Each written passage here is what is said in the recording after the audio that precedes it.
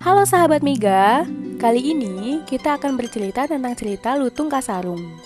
Pada zaman dahulu, di tanah Pasundan Jawa Barat, hiduplah seorang raja bernama Prabu Tapak Agung. Prabu Tapak Agung memiliki dua orang putri, yaitu Purbalarang dan Purbasari. Karena sudah tua, Prabu Tapak Agung menyerahkan tahtanya kepada putri keduanya, yaitu Purbasari. Hal ini membuat putri pertamanya, si Purbalarang, merasa sangat marah. Harusnya tahta itu dimiliki olehnya.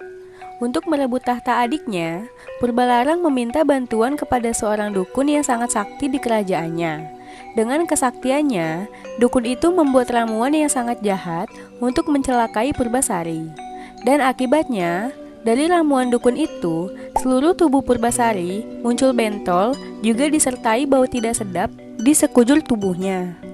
Karena sakitnya Purbasari, Prabu Tapak Agung menggantikan tahtanya ke putri pertamanya, Purbalarang. Akhirnya, Purbalarang menjadi ratu menggantikan Purbasari.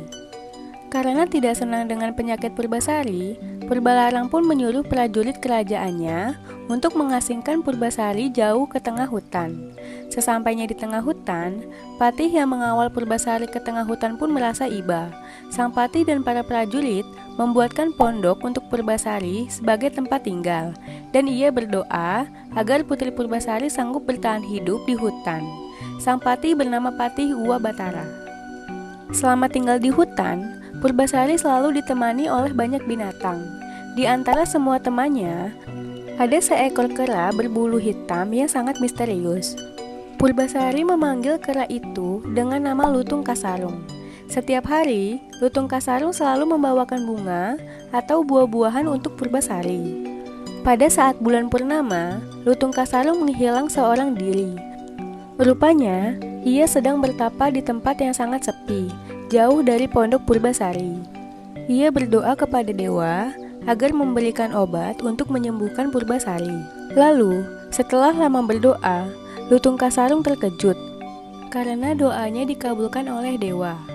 Tiba-tiba saja muncul telaga yang begitu jernih di depan tempat ia berdoa. Keesokan harinya, Lutung Kasarung mengajak putri Purbasari ke telaga ciptaan dewa. Dengan bahasa kera yang lucu, ia meminta Purbasari untuk mandi di telaga itu. Pada saat Purbasari menceburkan diri ke telaga itu, ia pun terkejut karena dengan ajaibnya, bentol-bentol hitam di seluruh tubuh Purbasari langsung menghilang. Dan bau yang tidak sedap yang menyertainya juga ikut hilang. Kini, Purbasari kembali menjadi sangat cantik dan berbau sangat harum. Sementara itu, Patih Uwa Batara sudah lama tidak bertemu oleh putri Purbasari. Karena sang patih sudah menganggap putri Purbasari sebagai anak kandungnya sendiri, suatu hari, Uwa Batara pergi ke tengah hutan untuk menengok. Sesampainya di pondok Purbasari, Patih dikejutkan oleh penampakan Purbasari. Ternyata putri Purbasari sudah sembuh dan nampak lebih cantik. Patih pun juga mencium bau wangi yang terpancar dari tubuh Purbasari. Dengan tidak berpikir panjang, Patih Uwa Batara langsung mengajak putri Purbasari untuk kembali ke istana.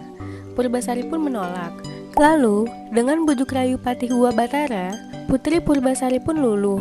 Ia memberikan syarat, ia mau pulang ke istana asalkan Lutung Kasarung ikut bersamanya.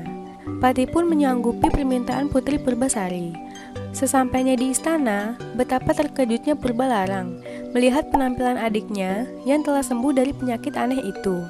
Karena takut tahtanya direbut dan semua perbuatannya ketahuan oleh raja, Purbalarang lalu menantang adiknya tersebut dengan mengukur rambut mereka berdua.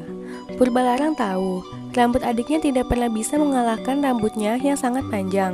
Setelah diukur, ternyata rambut Purbasari lebih panjang dari rambut Purbalarang.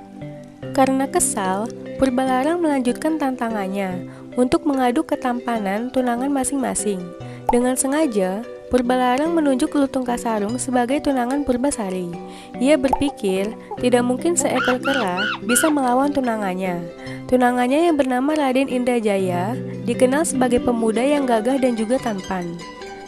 Raden Indrajaya yang pada saat itu sedang berada di samping Purbalarang sangat percaya diri akan ketampanannya.